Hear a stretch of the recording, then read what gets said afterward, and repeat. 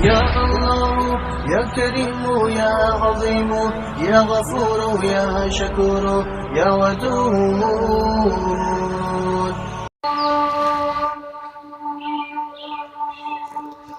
ایک شخص نے کہا،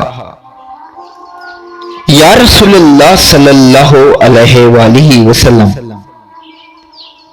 میرے بعض رشتہ دار ایسے ہیں کہ میں ان سے تعلق جوڑتا ہوں لیکن وہ مجھ سے تعلق توڑتے ہیں۔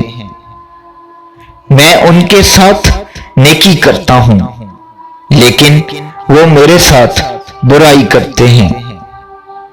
میں ان کے ساتھ تحمل و بردباری سے پیش آتا ہوں لیکن وہ میرے ساتھ جہالت امیز سلوک کرتے ہیں۔